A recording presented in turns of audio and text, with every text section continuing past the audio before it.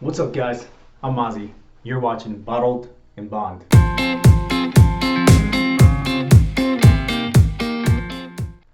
Okay, guys, welcome back. Finally to another episode of Mix It Up Fridays. Happy Friday, TGIF. Thank you guys for tuning in once more to Bottled and Bond.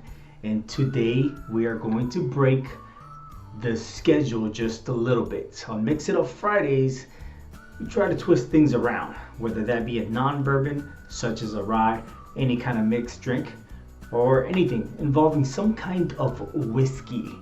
And today, we are taking a trip all the way to Scotland, and we are going to give a try to the Glenmorangie 10-year whiskey from Scotland.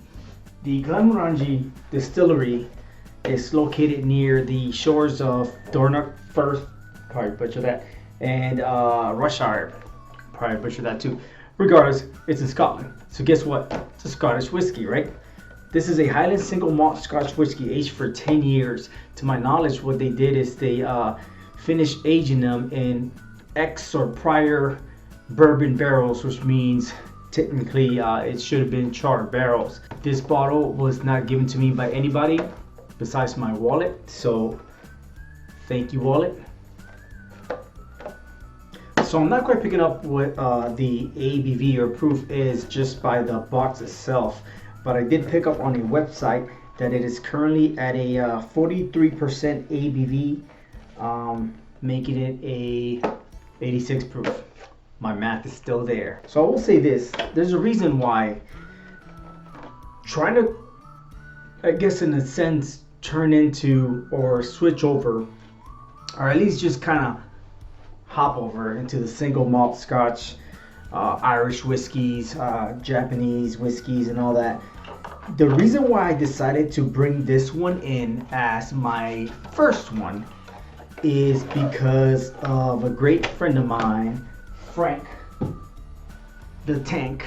A couple things to remember is that the first time that I had Glenmorangie was when I was at his house with a couple buddies of ours.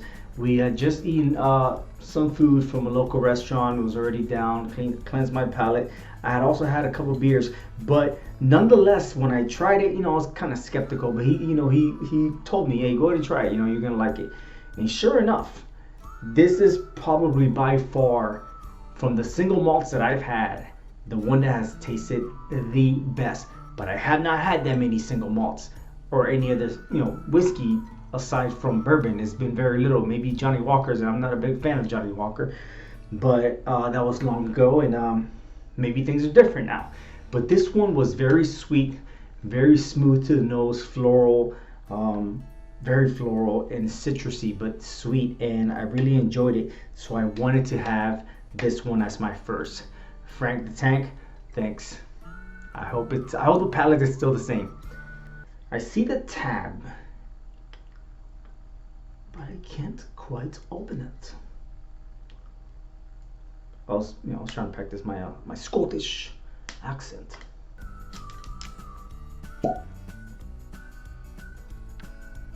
The fact that I know that this was aged in bourbon casks for 10 years really gives it away, because this smells like bourbon.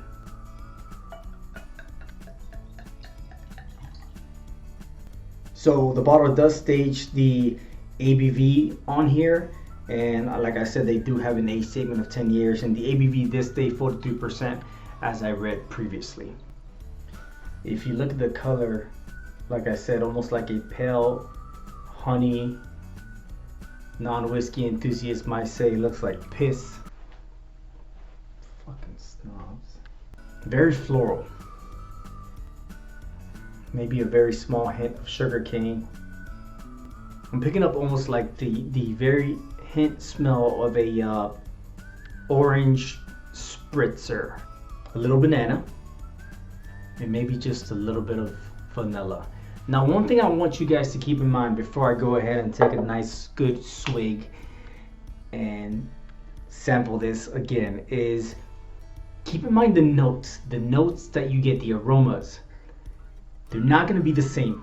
and I'm pretty sure I've said this before, what you pick up in a whiskey, it's not going to be the same thing I pick up in a whiskey. What you taste in a whiskey, it's not going to be the same thing I taste in a whiskey. And how it goes down on your palate, through your throat, it's not going to be the same thing of what I feel on the back end. It's going to be different. Now, I may be smelling floral and I may be picking up vanilla and banana. You may pick up oranges and a sweet tart and a lemon meringue cake.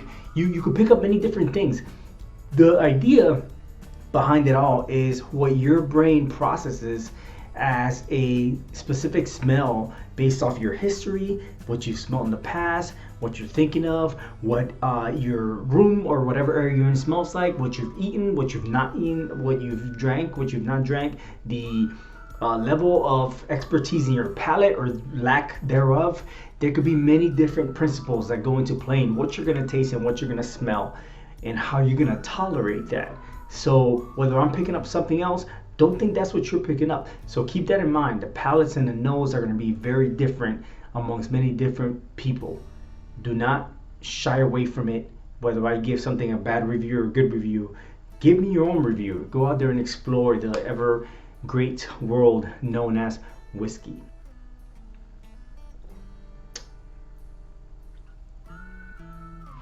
A little stronger than I thought it would be. The fact that I had eaten and drank 2 IPAs prior to the last time I had this, it made it a little bit easier. What I try to do whenever I sample these whiskeys is I try to make sure that I am on an empty stomach. I haven't brushed my teeth, mostly water. Now it could be sometime in the morning, which some expert may have said that during the morning time frame is the best time to actually sample a whiskey and get the best notes and nose and flavors and all that before eating breakfast and all that good stuff.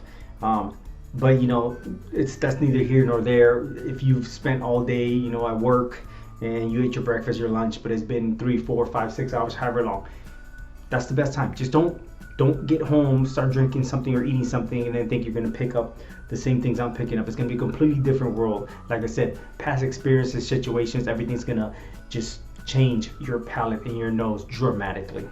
I will say this, the floral has turned into a fruit-like flavor, but it coats my palate so easily that it almost shoots out a different taste at the same time. The banana's still there. The citrusy is still there. Fruit-like I said, floral's not quite there in the nose maybe, but not necessarily in the taste. The taste is sweet honey, almost the way the whiskey itself looks. Semi-long finish, still a little tropical, fruity, barley, malted barley-like finish. But like I said, it's a little long. I took that sip and it's still there. Lingers just a bit, not in a bad way, not in a 130 proof type of way, but it's pretty mellow. A little buttery. If I had to describe it, it'd be like this. A candy, no flavor. Coat that with a glaze of vanilla, some tropical fruit, add a little honey, a little orange zest, and maybe just a hint of that floral taste to it. That's what this tastes like. I should be a sommelier. It's pretty good. I'm gonna have to approve this one.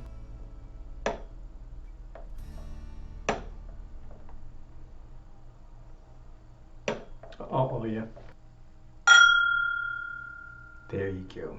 In the process of reviewing this whiskey, I was very excited to climb over to the single malt side of the whiskey family, and I still am excited.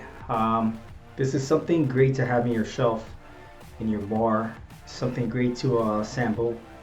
I wouldn't consider this a daily, and here's my thing. The Glenmorangie 10 year can range between maybe I'd give it even as low as a $35 to sometimes even as much as 50, to be honest. I think in North Carolina I found this one for $39.99, and up here I found it for $49.99, and I also found it on sale for $46.99. So it just varies. Am I excited to go into the Ardbeg and the other peated whiskeys? Yes, because that's going to be a completely different story, and we're definitely going to leave those for Mix It Up Fridays or any other day whenever we're spitting some knowledge. But other than that, the floral, very fruity, sweet taste of a Glenmorangie 10-year is highly recommended to keep at your bar, not as a daily, and unless you have a whiskey enthusiast visiting you, don't share it with these whiskey snobs or these bourbon crazed enthusiasts like me. Nonetheless, everyone, I'm Ozzy. That's Glenmorangie 10-year, and this is Bottled in Bond. Cheers.